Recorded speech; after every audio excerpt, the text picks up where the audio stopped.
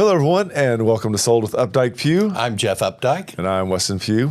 Welcome to episode 343. Today we are talking about the zip code 75229, where sellers are being rewarded for pricing their houses with discipline.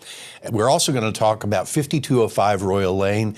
This is a really incredible 1972 modern home, stone stack, 6,600 square feet. It's just beautiful. It is a great house. And one of the things that we're also going to do is talk about some of the newer things that are coming into the Northwest Dallas corridor that are actually changing what we're doing. And also in Homeownership 101, we're going to talk about Y'all Street and how this is really beginning to impact the generational home values here in Dallas. So before we do that, let's take a look at 75229 and talk about these numbers, because this is really important. It'll really help you understand why 5205 Royal is priced where it is.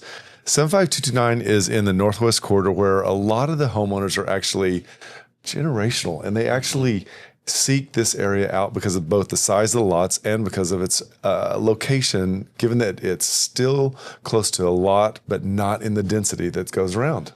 In 75229 in May, we had 59 new listings come on the market, and that is down from 78 a year ago.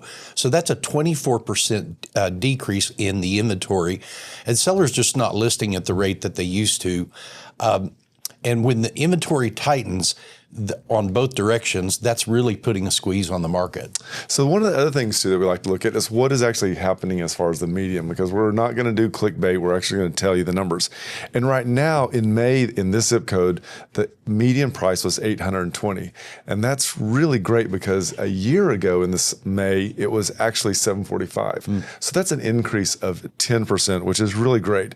One of the things though to keep in mind is that because of the size of the zip code and because of the variety, whether you have a 7-digit estate or whether you've got a recently renovated home, you have a lot that moves. But what the direction is that it's headed up and that prices are increasing. In 75229 last month, there were 44 closings, and that is up from 35 the previous year. So that's a 26% increase in the number of transactions that are happening. So when you've got this 24% increase or decrease in inventory and a 26% increase in sales, that really begins to squeeze that middle market, and there's just not as much inventory out there. That's true. And one of the other things that we like to look at is we like to look at the percent of median, because that's a really good indicator of where we're actually getting as far as buyers and sellers making concessions off of that list price.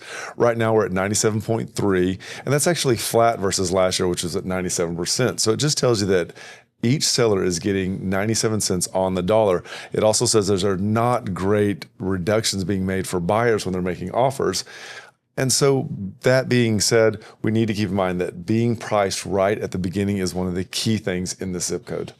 So the property we're going to talk about today is priced at $3,967,000, and that comes in about $596 a square foot. That is well above the median dollar per square foot in the neighborhood. But the buyers at this price point are relocating executives, they're money managers, they are people who understand buying a home is going to be a long-term investment, and they're wanting something unique.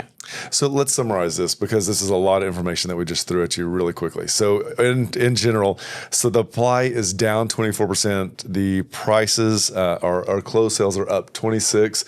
Sales is up price-wise 10%. So that really just tells you that there's a lot happening right now, especially given the fact that sellers are getting 97 cents on the dollar on their sales right now. Again, it's so critical that you're being priced right at the beginning, but this is a really healthy market right now. It is. And, what do people from California and New York have to really know about this market? The numbers are really tell the story about this and why people want to be in this neighborhood. So let's talk about what they do when they actually get here. So this is really interesting. This is where we talk about what the locals love, I guess is what we call it. And one of the things that has just happened over here, if you're from Dallas, you know what Katy Trail Ice House is, and it's kind of spawned a couple others. Like in East Dallas, we have the Truck Yard. Well, now we have a version in the Northwest Corridor, and it's called Craft Restaurant and Beer. And this is a really great concept. So it seats 500 people. It has 100 different beers on tap. It is 2-level, and it has an outdoor, let's call it patio. It's great for what would be a sunset view. I've been there for brunch, and it was wonderful. And I went last Saturday night to watch the Western Conference Finals. And I will have to say that had we not had reservations, we would not have been set. Wow. It's packed. One of the other things in the neighborhood that is really drawing attention is the Netflix house at the Galleria. This is a 100,000 square foot, I don't know, Instagram worthy. That's a great way to place. Put it. That's perfect. Use that. It is free entry for the most part, but there are some special areas that you do have to pay a little bit more for, such as the Bridgerton's set, Squid Games, Stranger Things, but it's a really great place to go and spend an afternoon. And they have a cafe in there, so it's really pretty good. So if you're into pickleball like me, there's a great place just around the corner. It's called Preston Playhouse. And if you're into the even more cutting-edge sport called Padel, they have 2 Padel courts. One of the great things about this is that this is also in conjunction with T-Bar M, which is a tennis house just around the corner. If you join that, you automatically have access to the Preston Playhouse and the clubhouse. So these are some really great things that you can do year-round, and as we get into summer, escape that heat. So one of the things we're also going to point out is the location and what it means to travel. So if you're not from Dallas, it's always important to understand how and where you're going to get. So if we take and talk about commuting, the Dallas Love Field is 10 minutes away. DFW, if you take out and go on 635, head north, that's 25 minutes away. Jump on the toll road, head south in the downtown. What is that, 15 minutes? And then Preston Center, where you and I work, that's 8 minutes at the max. So this is really great because, again, you're in a it's not urban at all, but you're like adjacent to so many elements within Dallas that it's just epicenter-adjacent is, I guess, the way I'd put it. Yeah, Dallas has done a really good job of having these little clusters of a lot of a variety of things, such as Preston Center, Preston Royal, Preston Forest, and it allows the neighborhoods to still be the neighborhoods, but still have access to all of those things. And for somebody that is coming in, that let's say it's a Goldman Sachs hire, they're going to be working downtown in 2028. True. That's a 15-minute drive from this.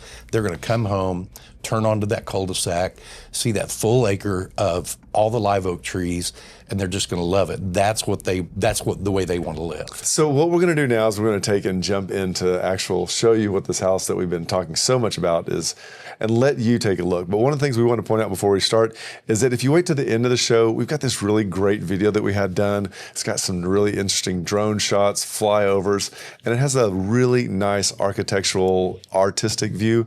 Stay tuned and really enjoy that. So this is going to be 5205 Royal Lane. And this is a really interesting lot because this is where you combine 1 acre, a canopy, architectural from 1970, completely remodeled in 2020, all in one. And that is the address at 5205 Royal Lane. So you've got this really stately drive up with all the stacked stone. You have a really great, this is just has 1970s written all over it with the circular drive, the porte-cochere, the big double entry, zero escaping close to the house. It's 1970s all over again. I see Frank Sinatra coming out the front door. That's so funny to say that because it's interesting. These front doors are called Heroic Sunburst doors, and they are on a first dib for $79,000. Wow. So this is a really amazing house. It was renovated in 2020. One of the things that they did was they've left some of the features here, but really kept the integrity, but really boosted it both cosmetically and also through the systems. So as you see here, we're looking at a great family room, and I love this floor-to-ceiling fireplace. The floor-to-ceiling fireplace echoes from that porte-cochere, and you can see how well it transitions perfectly into this giant kitchen. So these were all custom cabinets that were done. The appliances are Wolf and Sub-Zero, and I can't remember the brand of the Quartz of the countertops, but the Taj Mahal, I believe, on a hone finish. Yes, and this kitchen is absolutely spectacular. You've got a little eat up right there in the kitchen, but this is the breakfast room. So we're going to talk about this, but pay attention. There are 6 windows here, floor to ceiling. These windows are the unsung hero throughout this entire house. As we transition into this dining room, you can see it is an enormous dining room. I believe it seats 8, could easily seat more than this. And again, it's at the front of the house, 3 floor-to-ceiling windows with great views. And this is the family room that's right off of the great room. So this is where you go and relax in the evening. You watch TV. Those 2 doors to the left there open up, and that's what hides your big 85-inch TV. And check out the bar. This is a wet bar that has ice maker, fridge, fully stocked. I don't think it's going to stay that way, but it is a true entertainment place. This is the master bedroom. Those windows all opening out to the back are just spectacular. You've got 2 levels here, one for seating with your fireplace and with your little kitchen bar. You never have to leave this room until you're ready to go to the rest of the house. And I love that it has its own HVAC system dedicated just to that room because it can get nice and chilly. But when you walk into this master bathroom, it is enormous. And they've done a great job with the travertine tiles that they've used. One of the things that I absolutely love is that it's not just separate, but it's separate rooms for the shower and the tub. This has its own view. The shower is steam shower setup with granite in the backs as well. And when you come around to the other wing of the house, this is what you experience upstairs. This is the second primary, or we call it that because it's got that living room. This is original to the house. It's got that 1970s architectural feel to it. And this is such a fantastic room. You've got a setup upstairs where you have this looking out over the pool, which is pretty spectacular. And then as we turn around, we'll come back in and you'll get to see the bedroom. Oh, I guess we don't. Sorry. We're not going to see the bedroom. So when we come back outside, one of the things we want to point out over and over again is the tree canopy from the live oaks and also the size of this 1-acre lot. It is amazing, and it's almost its own park, and this is amazing. It is completely sodded, and it has a sidewalk all the way around this, which I thought was amazing. Yeah, that's turf. Turf, yes, that's right. Sorry. It's okay. So this is 5205 Royal Lane, built in 1972, 6647 square feet, priced at $3,967,000, and that is about $596 a square foot. It is amazing. So one of the things that we're going to do is put the actual link in the comments that you can click on. There are so many pictures, but given the time constraints, we were not actually able to go through all those. One of the things, too, that you can do is zoom in on that map. And remember, stay tuned for the actual artistic architecture show at the very end. Now, one of the things that we really want to do is talk about who's actually buying here and why. What's coming to town and what's changing this generational real estate trend right now. So I had a client a few years back who was a money manager from a financial firm in New York, and he was kind of watching our Dallas market from afar, which a lot of people do. Our market was we were so severely underpriced for so many years. And he was trying to make the decision if he was moving to Dallas or not. And so he was in town for the weekend. He had gone to a few open houses and looked around, and he called me from the airport and said, "Jeff, I think that I'm ready to make this move. I feel like I've been paying New York way too much in taxes that I'm not going to have to pay in Texas." That's absolutely true, because what's happening in Dallas right now is it's not a trend. It's actually a structural shift that is happening. And you're going to see that and it tends to change the real estate values, and that's for an entire generation. The nickname for what's happening is Y'all Street. And Y'all Street sounds like a bumper sticker, we know that. But it is actually the culmination of both the New York Stock Exchange. We've got the Y'all Street with Elon Musk that's coming in. And so it's making some huge changes. So Goldman Sachs is spending $500 million on a campus that's going to open downtown in 2028. They're going to have over 5,000 employees just in that one location, and that will be Goldman's largest operation outside of New York. JP Morgan Chase already employs 31,000 people in Texas versus 24,000 in New York. Charles Schwab has moved their headquarters here. Wells Fargo just opened a big 22-acre campus. There's a lot moving in.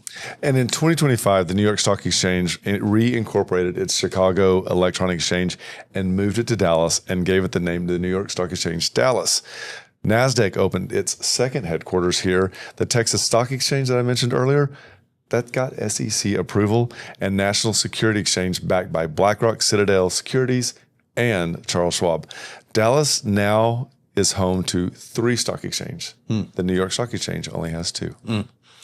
So the point that my client was trying to make to me was that someone in New York that is, say they make $900,000 a year, they are giving the state of New York and the city of New York over $100,000 in taxes before they ever pay a dime in federal taxes.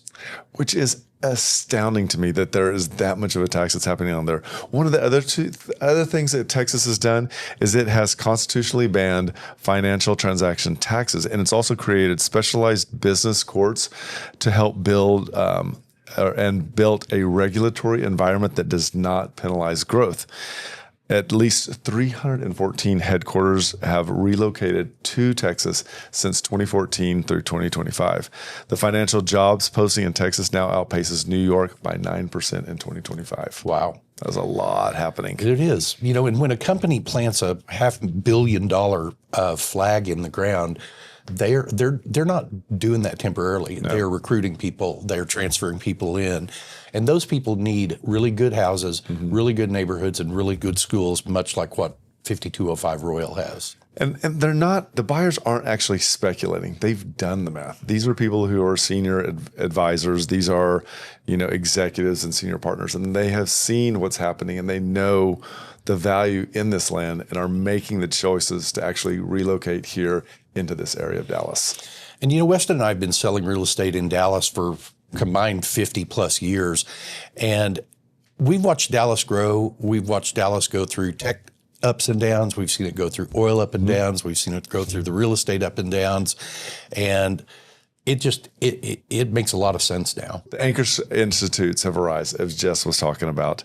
We've got Goldman Sachs has made a permanent campus. We've got the New York Stock Exchange, which is here. You've got the Texas Exchange. And these aren't just pilot programs. These aren't something that you can unwind in a down quarter. These are things that are making generational changes, both the financial landscape of Dallas and also to generational land values. And if you're buying a home in the Dallas market right now, you're not just buying a piece of land. You're buying a piece of property in an area that the major financial markets have already decided is where it needs to be. This is a different kind of home ownership that most people stop to appreciate. And the math has never been clearer. Welcome to Y'all Street.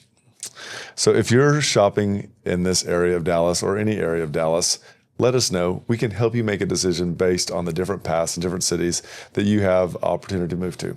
So that's it for this week. We've talked about 75229. We've talked about a killer house, and we've talked about the northwest corridor of Dallas.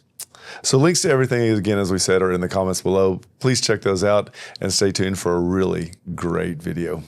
And just remember, we want to be your realtors for life. Take you